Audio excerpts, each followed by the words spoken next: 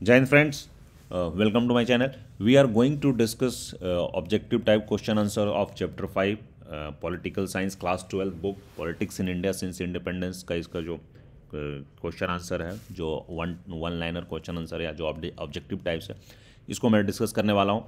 And again I will रीआइट्रेट कि ये आपके सारे कॉम्पिटिटिव एग्ज़ाम्स के लिए कॉन्सेप्ट बिल्डिंग में ये बहुत मददगार है, बहुत इनका योगदान होता है। इन क्वेश्चंस के एक एक लाइन को समझिए, मैं आपको डिटेल्स में समझाऊंगा सो दैट इन क्वेश्चंस को घुमा फिरा कर काफ़ी कॉम्पिटिटिव एग्जाम्स इंक्लूडिंग आपका जो CUT क्लास 12 के जो स्टूडेंट्स हैं उनके लिए CUT एग्ज़ाम और CBSE एग्ज़ाम्स के लिए भी काफ़ी इंपॉर्टेंट है। तो ये आपके कॉन्सेप्ट्स क्लियर होंगे तभी ये सॉल्व होंगे। और सेकेंडली एक एक स्टेटमेंट जो इसमें लिखे हैं उसको एनालाइज करते हैं तो और भी आपके कॉन्सेप्ट्स क्लियर हो जाते हैं, जिससे इससे घुमा फिरा कर अगर कोई क्वेश्चन पूछा जाता है तो आपको क्लियर रहेगा।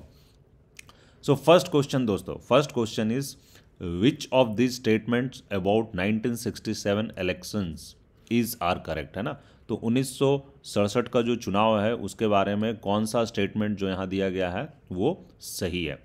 तो पहला स्टेटमेंट है Congress won the Lok Sabha elections but lost the assembly election in many state, है ना। तो ये स्टेटमेंट है कि कांग्रेस लोकसभा का चुनाव तो जीत जाती है 1967 में, बट ये बहुत सारे राज्यों के जो असेंबली चुनाव है वो हार जाती है। तो ये एक सही स्टेटमेंट है दोस्तों, इसमें कोई डाउट नहीं है। 1967 के बाद इंदिरा गांधी जी की दूसरी बार प्रधानमंत्री बनती है, सरकार बना लेती है लोकसभा में, बट राज्यों में उनके सरकार गिर जाती है बहुत सारे राज्यों में। दूसरा स्टेटमेंट है Congress lost both Lok Sabha and assembly election. ये स्टेटमेंट गलत है दोस्तों। असेंबली इलेक्शन वो हार जाती है ना, बट लोकसभा इलेक्शन वो जीत जाती है ना।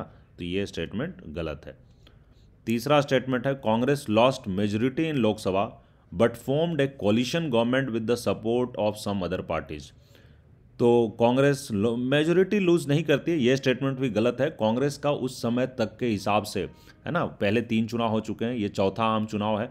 तो पहले 3 जो लोकसभा आम चुनाव हो चुके थे उसके कंपैरिजन में चौथा आम जो लोकसभा चुनाव है इसमें उसका परफॉर्मेंस सबसे पुअरेस्ट होता है, सबसे लोवेस्ट होता है। बट कांग्रेस मैनेज कर लेती है, अपना मेजोरिटी पाने के लिए मैनेज कर लेती है। तो कांग्रेस को अपना मेजोरिटी लॉस नहीं करती है, वो थिन मेजोरिटी मतलब थोड़ी सी मेजोरिटी से आती है लेकिन मेजोरिटी वो अपना रिटेन करती है, मेजोरिटी रहता है। तो कांग्रेस लॉस्ट मेजोरिटी कहेंगे तो ये गलत स्टेटमेंट है दोस्तों, इसको हम नहीं एक्सेप्ट कर सकते।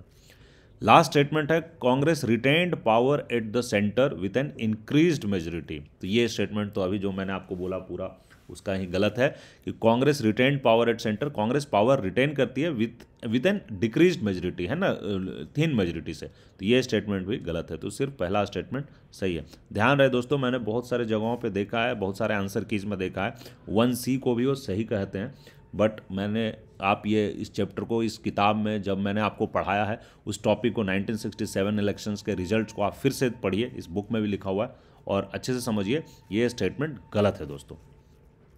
Next question, second question is match the following. तो मैच द फॉलोइंग में इधर ABCD दिया हुआ है। ए में syndicate, B defection, C slogan, D anti Congressism. और इधर 1 to 4 में कुछ कुछ चीज़ें लिखी है, तो पढ़ लेते हैं एक बार, देख लेते हैं, फिर हम उसको मैच कराएंगे। एक में लिखा हुआ है an elected representative leaving the party on whose ticket she or he has been elected. Next is a catchy phrase that attracts public attention, है ना, एक ऐसा फ्रेज जो पब्लिक का ध्यान अट्रैक्ट करती है। Third, parties with different ideological position coming together to oppose Congress and its policies. And fourth, a group of powerful and influential leaders within the Congress. तो मैच कराते हैं दोस्तों। तो जो पहला है सिंडिकेट, तो सिंडिकेट का मीनिंग क्या था? सिंडिकेट का मतलब था एक ग्रुप ऑफ लीडर्स, कांग्रेस के अंदर ही एक ग्रुप ऑफ लीडर्स थे जो काफ़ी पावरफुल और इन्फ्लुएंसर थे। तो ये 4 से मैच करता है ना, कि एक group of powerful and influence leader, काफ़ी ताकतवर और काफ़ी इन्फ्लुएंस रखने वाले लीडर जो कांग्रेस के अंदर ही थे, तो उनका कांग्रेस के विद इन एक सिंडिकेट था। तो जो ए को है हम 4 से मैच करा देंगे। नेक्स्ट है डिफेक्शन। डिफेक्शन में क्या होता है दोस्तों? दल बदल। लेजिस्लेटर जो है वो अपनी पार्टी बार बार बदल लेते हैं, है ना। तो an elected representative leaving the party on whose ticket she or he has been elected. तो जिस पार्टी की टिकट से वो जीत कर आए हैं उस पार्टी को छोड़कर वो किसी और पार्टी को ज्वाइन कर लेते हैं जीतने के बाद। जब वो संसद में या जब विधानसभा में पहुंच जाते हैं जीत कर किसी और पार्टी के सिंबल से, लेकिन वहाँ जब जिस पार्टी के सिंबल से जीत कर जाते हैं बाद में जाके वो अपनी पार्टी बदल लेते हैं, अपना गठबंधन बदल लेते हैं, तो ये डिफेक्शन कहलाता है दोस्तों, है ना। वो अपनी जिसको समर्थन दे रहे हैं वो बदल लेते हैं, तो दल बदल। स्लोगन, स्लोगन क्या है दोस्तों? स्लोगन आप सब जानते हैं कि स्लोगन एक कैची फ्रेज है, एक अच्छा सा ऐसा फ्रेज जो पब्लिक का ध्यान अपनी ओर अट्रैक्ट करे, अपने पब्लिक का ध्यान खींचे, उसको हम स्लोगन कहते हैं। और लास्ट बच गया दोस्तों एंटी कांग्रेसिज्म। एंटी कांग्रेसिज्म क्या है? एंटी कांग्रेसिज्म का मतलब है कि parties with different ideological position, है ना, जो पार्टी इनके आपस के जो आइडियोलॉजी है, विचारधारा है, वो भिन्न भिन्न है, वो डिफरेंट है, बट ये सब एक साथ आ गए हैं। ये सब एक साथ आ गए जस्ट कि इनको कांग्रेस और उसकी नीतियों का विरोध करना है ना। तो कांग्रेस और उसकी नीतियों को विरोध करने के लिए अलग अलग विचारधाराओं की पार्टी, ऐसा नहीं कि वो अपनी विचारधारा से जुड़े हुए हैं, वो अपनी विचारधारा से विघटित है, बट उसके बाद उन सबका अपोजिशन सेम है, सबको कांग्रेस को अपोज करना है, तो इसलिए वो लोग साथ हो गए। तो ये एंटी कांग्रेसिज्म, गैर कांग्रेसवाद कहलाता है। Coming to next question. Next question is whom would you identify with the following slogan और phrases? तो जो नीचे लिखे स्लोगन है ना, या मुहावरे हैं, इससे आप किसको आइडेंटिफाई करते हैं? तो जय जवान जय किसान। जय जवान जय किसान का नारा किसने दिया था? इन्होंने लाल बहादुर शास्त्री जी ने दिया था, है ना। तो लाल बहादुर शास्त्री, इससे हम इनको आइडेंटिफाई करते हैं। इंदिरा हटाओ, इंदिरा हटाओ का नारा किसने दिया? सिंडिकेट ने दिया था दोस्तों। इंदिरा हटाओ का नारा, जो कांग्रेस के अंदर सिंडिकेट थी, जो इन्होंने अपना नारा दिया था, इस इंदिरा हटाओ। और गरीबी हटाओ का नारा किसने दिया? इंदिरा गांधी, है ना। जब सिंडिकेट ने नारा दिया इंदिरा हटाओ, है ना, तो इन्होंने नारा दे दिया गरीबी हटाओ। ये मैंने आप लोगों को पढ़ाया था दोस्तों। तो ये हमारे तीनों के जवाब हो गए। नेक्स्ट है which of the following statement about the grand alliance of 1971 is correct? तो जो ग्रैंड अलायंस थे, है ना, उसके बारे में नीचे में कौन सा स्टेटमेंट जो दिया हुआ है वो करेक्ट है? तो the grand alliance was formed by non communist non Congress parties. तो बोल रहा है कि जो ग्रैंड अलायंस है वो नॉन कम्युनिस्ट और नॉन कांग्रेस पार्टीज के द्वारा बनाई गई थी। ये स्टेटमेंट सही है दोस्तों, ये नॉन कम्युनिस्ट और नॉन कांग्रेस पार्टीज के द्वारा ये ग्रैंड अलायंस बनाई गई थी। The grand alliance had a clear political and ideological programme. कह रहा है कि ग्रैंड अलायंस के पास एक सोची समझी पॉलिटिकल, राजनीतिक और विचारधारा का कार्यक्रम था। तो ऐसा नहीं था दोस्तों, ग्रैंड अलायंस का कोई पॉलिटिकल, कोई आइडियोलॉजिकल प्रोग्राम नहीं था। वो लोग अलग अलग विचारधारा से जुड़े हुए थे, वो सब कांग्रेस के अगेंस्ट वो लोग थे, इसलिए वो लोग जुड़े हुए थे। Grand alliance was formed by all non Congress parties. कह रहा है कि जितनी भी नॉन कांग्रेस पार्टीज थी वो सब लोग ग्रैंड अलायंस मिलकर बनाए थे, उन सब लोग ग्रैंड अलायंस में शामिल थे। नहीं दोस्तों, जो नॉन कम्युनिस्ट पार्टीज थी वो कांग्रेस के साथ थी, कांग्रेस के समर्थन में थी। जो जो कम्युनिस्ट पार्टीज थी, जो कम्युनिस्ट पार्टी थी वो कांग्रेस के समर्थन में थी। तो जो कम्युनिस्ट पार्टी थी वो कांग्रेस के समर्थन में थी, तो हमें ये स्टेटमेंट सही नहीं होगा, ये स्टेटमेंट गलत है। सारी नॉन कांग्रेस पार्टीज उसमें शामिल नहीं थी, कम्युनिस्ट पार्टीज ग्रैंड अलायंस का पार्टी में पार्ट नहीं थी।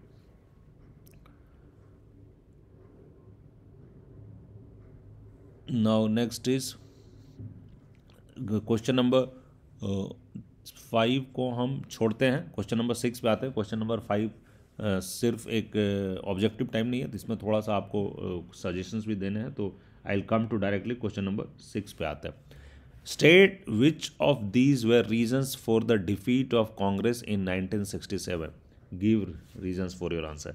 बोल रहा है कि इसमें से कौन कौन से चीज़ें कांग्रेस के जो 1967 में जो डिफीट हुई थी उसके लिए जिम्मेदार है। तो ये देखते हैं क्या। The absence of charismatic leader in the Congress party. तो कह रहा है कि 1967 में जो कांग्रेस की जो हार हुई बहुत सारे राज्यों में, तो इसका क्या रीज़न था? ये तो पहला रीज़न दे रहा कि कांग्रेस पार्टी में करिज्मेटिक लीडर, है ना, जो लीडर का करिश्मा हो, ऐसे लीडर्स नहीं थे। तो ये स्टेटमेंट गलत है दोस्तों। कांग्रेस में उस समय बड़े बड़े स्टॉलवर्ड लीडर्स थे, कांग्रेस में करिज्मेटिक लीडर्स थे, ठीक है, उसके बावजूद कांग्रेस पार्टी हार जाती है ना। तो ये स्टेटमेंट गलत है। नेक्स्ट है split with in the Congress party. Congress party में बिखराव हो जाता है। तो ये बात सही है दोस्तों। ये कांग्रेस पार्टी का जो रीज़न है डिफीट का, ये सबसे बड़ा मेन मुद्दा यही है कि कांग्रेस पार्टी के विद इन स्प्लिट हो जाती है, उनका बिखराव हो जाता है। Next is increased mobilisation of regional ethnic and communal groups. बोल रहा है कि जो बहुत सारी जो क्षेत्रीय एथनिक और जो सांप्रदायिक ग्रुप्स है, इन सब का बहुत ज़्यादा मोबिलाइजेशन होता है और इस कारण से कांग्रेस पार्टी हार जाती है। तो ये स्टेटमेंट भी सही है ना। काफ़ी रीजनल मुद्दे उठते हैं और काफ़ी regional parties like Akali Dal, DMK, ये सब बहुत फोर फ्रंट में आ जाते हैं। तो ये सब भी एक कांग्रेस को हराने का एक बड़ा रीज़न होता है।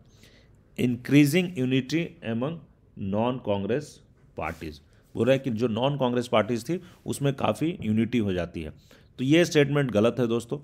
कांग्रेस पार्टी जो नॉन कांग्रेस पार्टीज थी उसके बीच में एक्चुअली कोई यूनिटी नहीं था। वो लोग अलग अलग पार्टी, अलग अलग विचारधारा से थे, बट सिर्फ कांग्रेस के अगेंस्ट वो लोग एक साथ अलायंस बनाए जरूर थे, बट उनमें कोई यूनिटी नहीं थी। Internal differences with in the Congress party.